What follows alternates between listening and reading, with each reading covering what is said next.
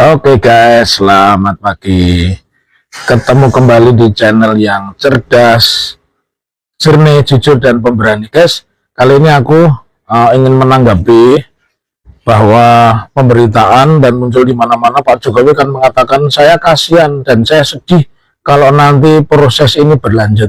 Sepertinya Pak Jokowi sudah tahu arah kemana ketika dia memberi keterangan di Mabes Polri ya, di Bareskrim, bahwa dia sudah diperiksa dan super kilat.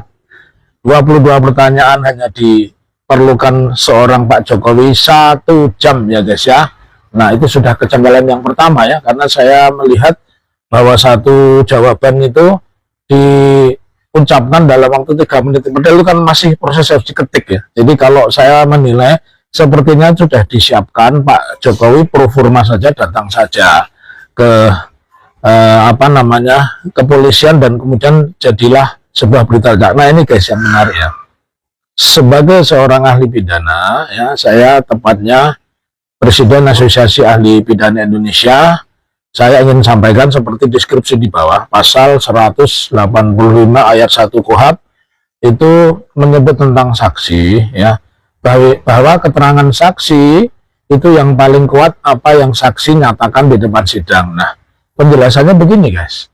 Artinya seheboh apapun Pak Jokowi menerangkan, sehebat apapun Mabes Polri atau laboratorium forensik mengatakan bahwa ijazahnya itu asli, meskipun banyak kejanggalan ya guys. Kejanggalan pertama, masa sih ini ada 2 peristiwa, yang satu terlapor, yang satu pelapor, kok bisa ya ijazahnya itu dititipkan pun juga enggak, apalagi disita, padahal mekanisme KUHP itu cuma 2. Kalau penyerahan sukarela itu berarti berita acara penyerahan BB secara sukarela, kalau disita itu berarti berita acara penyitaan ya, atau bisa juga dengan cara lain, apa itu penitipan barang bukti ya. Tapi ini aneh, dinyatakan asli tapi tidak pernah diperlihatkan kepada publik. Karenanya menjadi pertanyaan, karena versi asli itu banyak sekali ya, versi asli Universitas Gadjah Mada, versi aslinya Pak Jokowi yang diperlihatkan kepada 11 wartawan. Tapi namanya wartawan itu pewarta,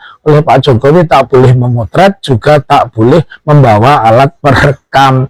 Jadi kalau mendasarkan pada 185 ayat 1 KUHP bahwa keterangan saksi yang paling kuat itu adalah apa yang saksi nyatakan di depan sidang, itu penjelasannya begini, bahwa berita acara pemeriksaan polisi ini ilmu baru ya, itu bukan barang bukti. Nah, berita acara penyitaan ijazah, berita acara forensik, kalau tidak disampaikan, diterangkan di depan sidang, itu hanyalah berkas. Jadi sekali lagi, BAP apapun namanya, apakah ini BAP presiden, BAP mantan presiden, BAP penasihat danantara atau apapun, kalau tidak disampaikan di depan sidang, ini KUHP ya, pasal 185 ayat 1. Saya ulang-ulang ini, jadi biar tahu itu yang paling kuat. Jadi kalau tidak disampaikan di depan sidang, hanya diomongkan oleh Direktur Mabes Polri, Direktur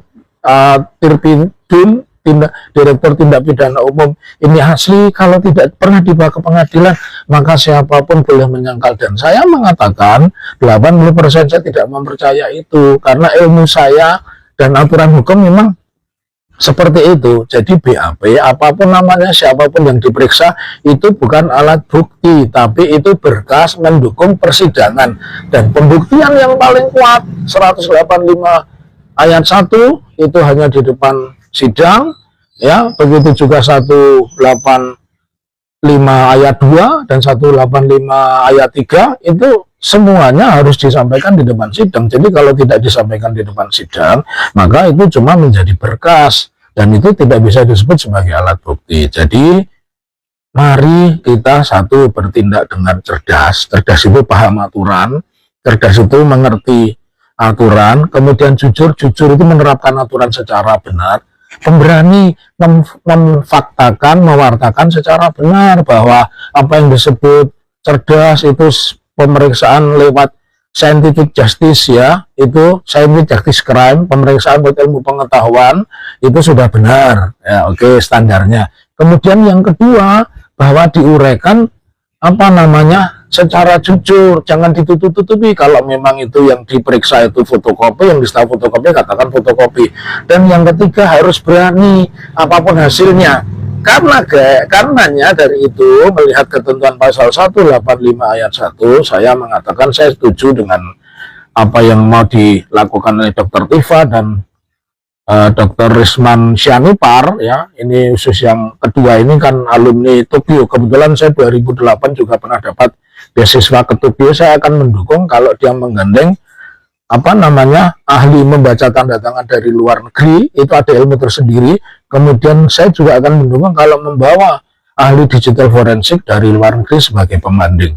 Karena kalau mendasarkan Mabes Polri itu sudah menyalahi. Bagaimana mungkin orang yang dilaporkan dan pelapor kok tidak dijelaskan yang disita apa, masyarakat kemudian disuruh percaya bahwa ini asli? Nggak boleh, ya. Maaf Pak Jenderal, bawalah itu ke ruang sidang sesuai ketentuan 185 ayat 1 KUHP. Bukti yang kuat itu apa yang saya sampaikan di depan sidang. Nah, penjelasannya bahwa sepanjang itu hanya berita acara, tidak pernah diterangkan di depan sidang, tidak pernah dibawa di depan sidang, maka itu tidak dianggap sebagai bukti, hanya berkas. Salam akal waras, tetaplah menjadi orang yang cerdas, jujur, dan pemberani. Insya Allah, Allah bersama kita. Terima kasih.